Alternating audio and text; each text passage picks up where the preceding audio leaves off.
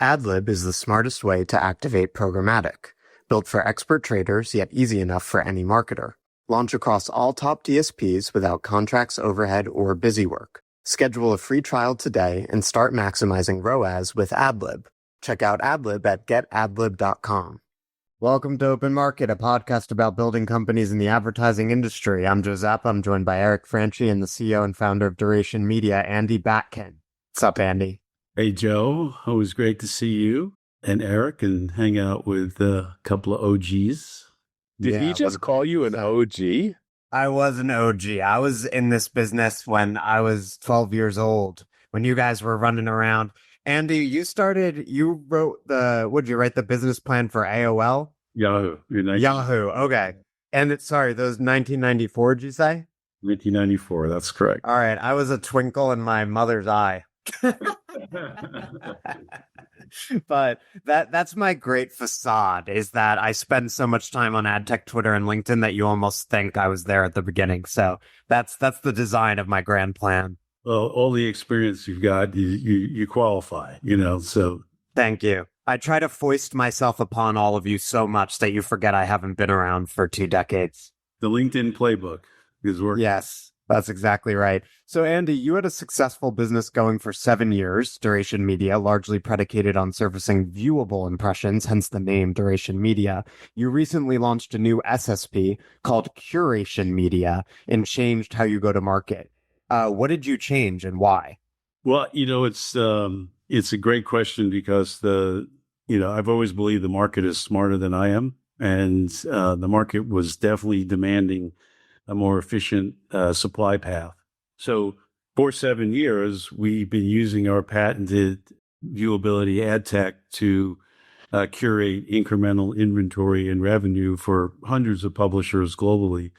But when we found that an ad was in view, we would send a bid request to AdX and PubMatic and Magnite, Index, etc.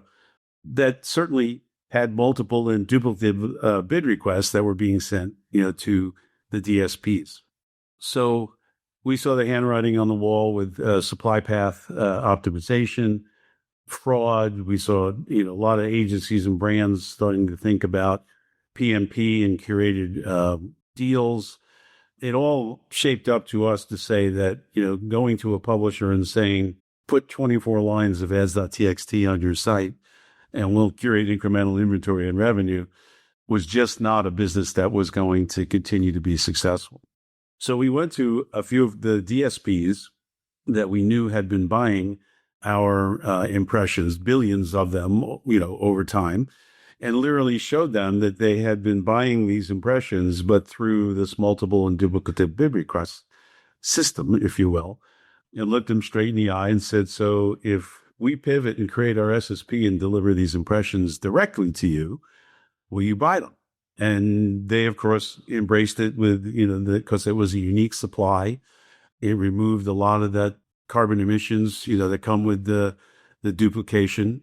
So I'm fortunate because it's myself and my partner who have financed this company. And we looked at each other and said, let's pivot. Makes the most sense. So was there any concern when you pivoted from going through the other SSPs to having your own SSP and going directly to the buy side that you would cannibalize the initial business, or that there would be some tension over that, or something you would have to sacrifice? Or was it a pretty smooth, we'll just go direct and that'll be better for us and better for the end customer being the advertiser?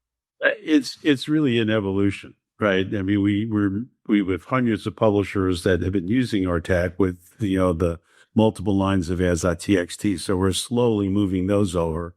But the beauty of it for us is that we were able to win huge publisher relationships, aggregators that have hundreds of publishers, in some cases thousands of publishers, to work with us because it was now one line of direct ads.txt with direct demand.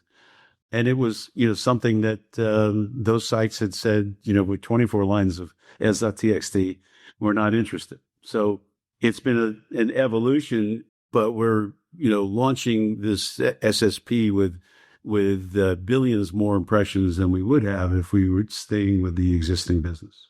When did you make this change? Like what time frame? Well, we announced it with a podcast with Ari Paparo, right, on the Monday that Possible started. So that was the announcement. And then I would say, by the end of this month, we'll probably have moved the majority of the existing business over to the direct to the DSPs. We talk a lot about marketing on this pod. No surprise. Have you considered, or did you consider at the time, changing the name of the business? Yes, and we still might. We've spent a lot of time, building the brand of Duration Media. Yeah, I've been there. I know. Yeah.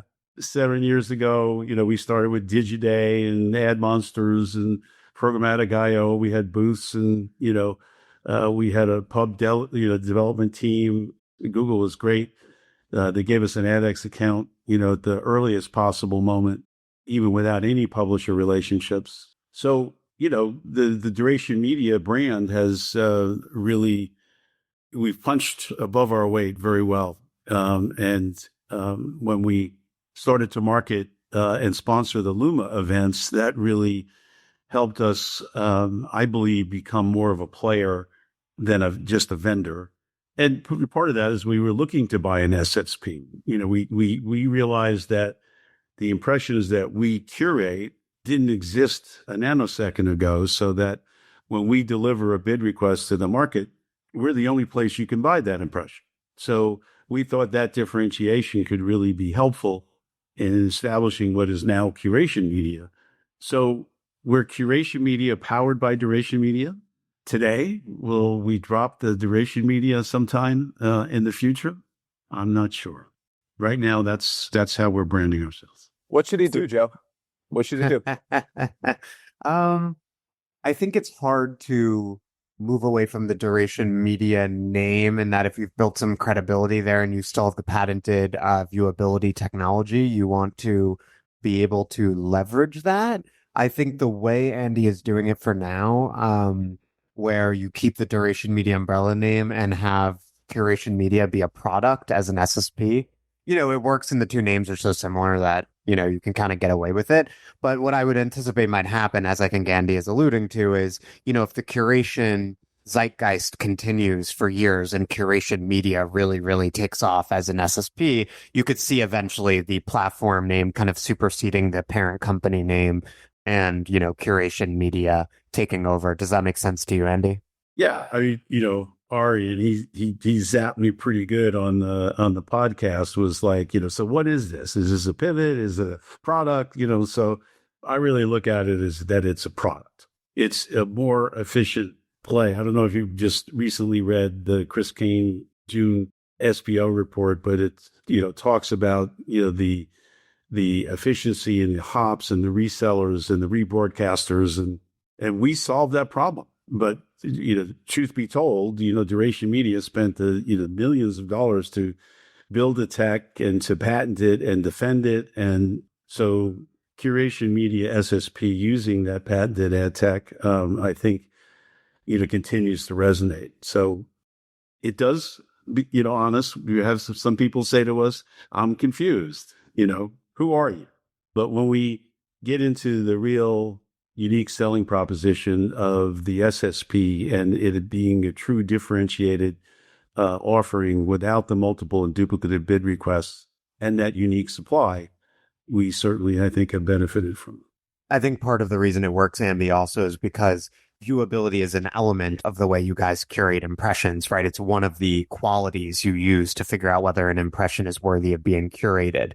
And so, as you said, in that sense, it really isn't a pivot. It's an evolution where viewability becomes one of the signals you're leveraging to surface high quality supply versus like we were doing something and now we're doing something completely different. Yeah, I think, there's lots of research that shows, those publishers that are just doing auto refresh, based on time, doesn't provide the performance, the viewability score, the high attention, again, that high performance and outcomes that, folks are looking for. It all starts with viewability. If one performance marketer said to me, I have to keep buying these ads because if nobody sees it, I can't click on it, right? So it always starts with that. But, attention is becoming incredibly important to advertisers and high performance and outcomes. So The sustainability part is one that still concerns me. I'm actually the co-chair of the ANA Sustainability Committee, and we just had a meeting today, and people are still struggling as to how important that is. And we drove or pulled that safe through sand for 2 years and led with sustainability. And now we actually pitch that we provide high quality impressions that are viewable, 90% plus viewable, high attention scores, have high performance and outcomes. And if you care, also reduces carbon from the ecosystem. Andy and I work together, and I think that is a really good way to position the sustainability component of a solution like curation media, which is to say that, it's a component, and for some people it'll be high on the list and for other people not so much, but it is an important part of where the ecosystem is going. Andy, in terms of how you think about the go-to-market for curation media, you mentioned partnering with Luma over the course of many years, sponsoring, Terry Collage's events, which get together, a few hundred of the industry's most influential people. You are now, working with Sharpen, and you're doing a lot of LinkedIn content. You said you're participating with the ANA. What I see in terms of a marketing philosophy when I look at that is a recognition that, as I sometimes put it to founders, like Adtech is a little bit of a club, right? It's a limited number of individuals who are making decisions, whether we're talking about, investors, founders, but also the people we've reached, publisher executives, agency executives. And so I see a few different strategies to make sure that curation media is part of that circle and is top of mind for the agencies and publishers you need to reach. Is that how you think about it? I've gone kicking and streaming, into the knowledge of what the marketplace is and what go-to-market means now versus what it meant, years ago.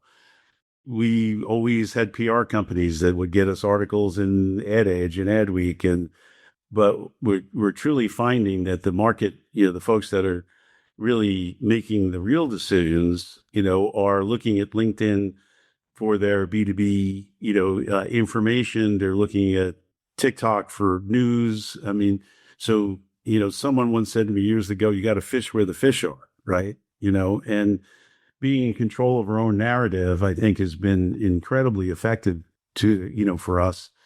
But, there's still the in-person, and the networking and those relationship building that really, I'm so old school with that. So going to the events, I remember one of the Digiday events that we did years ago, we had pillowcases put on everyone's pillow that said Duration Media, sleep on it, right? And I don't know how more old school you can get, doing things like that, but it had an effect on people, right? And they want to get next to you, and I think one of the things we've really done a great job is the networking and sponsoring, and dinners. The sustainability roundtable we do at Cannes had been really a driving force for the GMSF to try to move forward the measurement for sustainability, the carbon emission measurement. We're doing our third one, in our apartment in Cannes in a couple of weeks. And it's a who's who. And I really believe that those old school things still are important, right?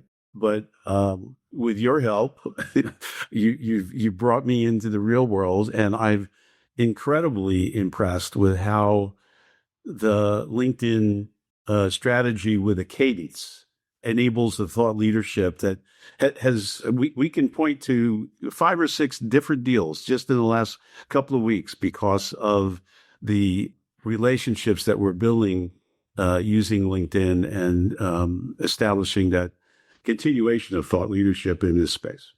That's great to hear. I think you put it really well when you said you got to fish where the fish are. It was actually Eric who pointed that out to me. I remember we were talking once, and I was saying that a big reason why you need to change your ad tech marketing strategy is because the supply side has changed. Like the ad tech press isn't what it used to be. The trades aren't as well staffed. It's harder to get coverage. There are more companies than ever, et cetera. And that's true. But Eric pointed out there's a more important factor, which is how people are consuming information, right? And so, like, ultimately, the most important thing is that you need to be where your customers are and also where the people who influence your customers are. There was another example of that today. Mike Shields put out a newsletter about about CTV startups in the performance TV category.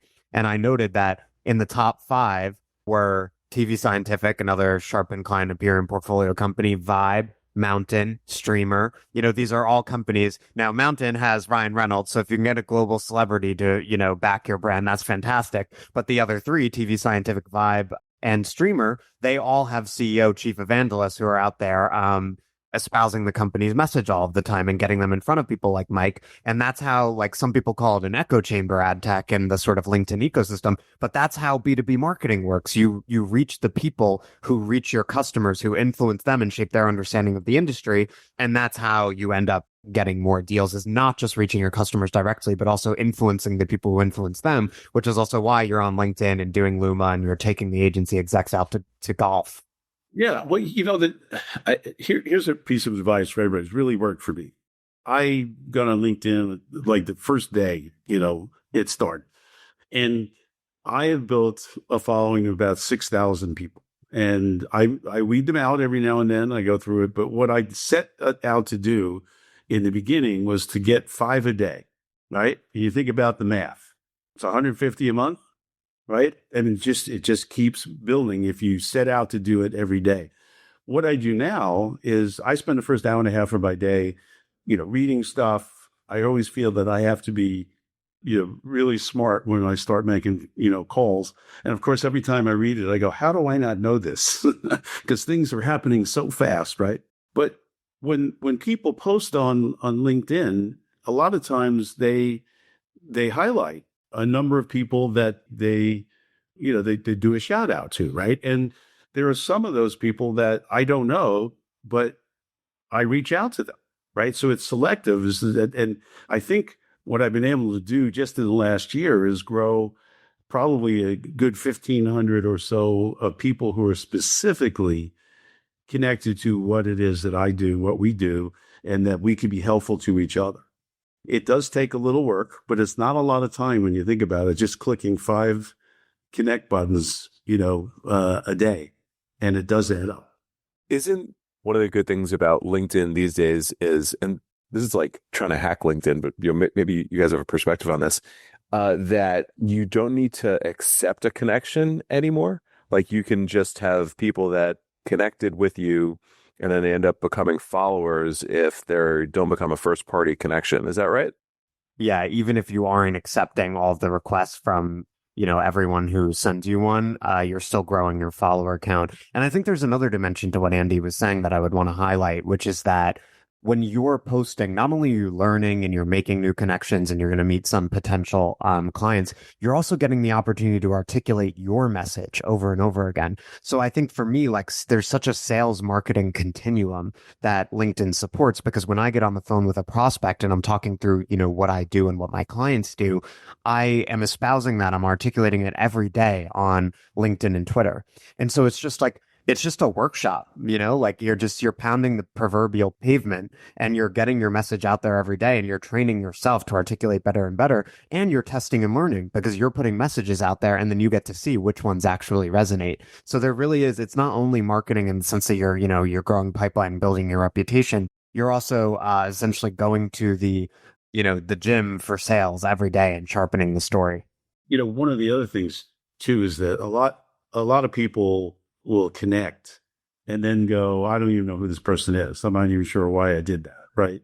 But one of the things I find is that because I do travel a lot, so if I'm going to New York or I'm going to London and Madrid in a couple of weeks, I go on LinkedIn and I put the city in and I see who my connections are. And I send them a note, say, hey, I'm going to be in town. Can I buy you lunch? So it does lead to those personal relationships, as well, that I think are still incredibly important. But LinkedIn has just been, a wonderful source to keep that thought leadership out there and keep the brand in front of folks in a professional way. And in each of these posts, it's amazing. It goes from, 1,000 impressions. And then, the last one we had, I think, was over 5,000. And my daughter, who's in the social media business, gets millions of, likes, go, 5,000, that means nothing, Dad. That's nothing. Listen, well, these are 5,000 of the right people for me, so. Yeah, you got to be like, what's your average deal size, daughter? Yeah, because that's the thing. And like B2B, it's true. You don't need to reach that many people, right? If you can have, for a lot of us, if you do, 20 or 30 deals in a year, it's a huge year. And so you're not trying to reach millions of people. You're just trying to reach the right people. But I think, if there were like a thesis of this conversation, it's that ad tech marketing nowadays, it's a mix of content, events, PR, events, including like all forms of in real life networking.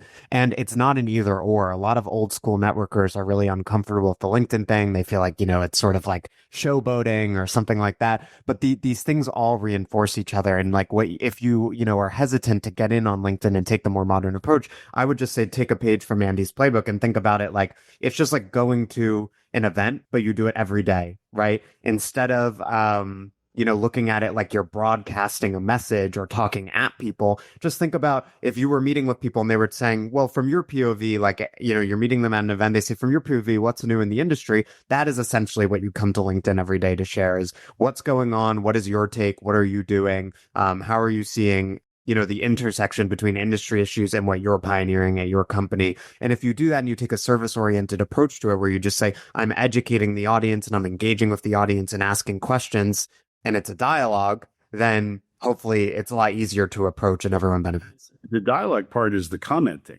right? I mean, posts are important. It takes a lot more time and real thought, but the comments are like having conversations with like you and I are talking, right now, right? And that's been incredibly additive as well. There have been lots of folks who have reached out and said, hey, I loved your comment on, Joe's post, whatever it was, right? So, I may be old school, but I've definitely learned that LinkedIn is something that really works. When we first wrote, when I wrote the Yahoo business plan and we went to Ad Age to actually, discuss what we're doing, they were like, well, what is the internet? And what is Yahoo, right? Oh, it's like the TV guide for the internet, and so it's a lot easier now to just write that and post that versus trying to convince somebody who doesn't truly understand what ad tech is all about, to write an article about curation media, the new differentiated SSP, right? So we're on our own mountaintop yelling that out, I think. Yeah, I think it's core to ad tech to have to translate across eras, and that's true in both product and marketing. But yeah, it's the marketing perspective, though. How many times did you ask somebody in ad tech what they do, and they're 2.5 minutes into what they're describing what they do, and you still don't know? I mean, think about it from your perspective, Eric, right? You get guys that coming to you and saying, I've got the next thing in ad tech, and you're going, wait a minute, I've been listening to you for 2 minutes and I had no idea what you do. Yeah, it's a perennial issue in ad tech. Trust me, I know. Anyway, Andy, this has been great. Appreciate the time. Joe, want to take us home? Yeah, thank you very much for listening. You heard it. Hybrid approach, content, events, PR. It's all coming together. Don't be afraid. Join us on LinkedIn. We're having a fabulous time, and we'll see you at the Luma event. Bam, doing both. Thank you very much, Andy. Great talk. Talk to you soon. Bye-bye, everybody. Hey, guys. Thanks.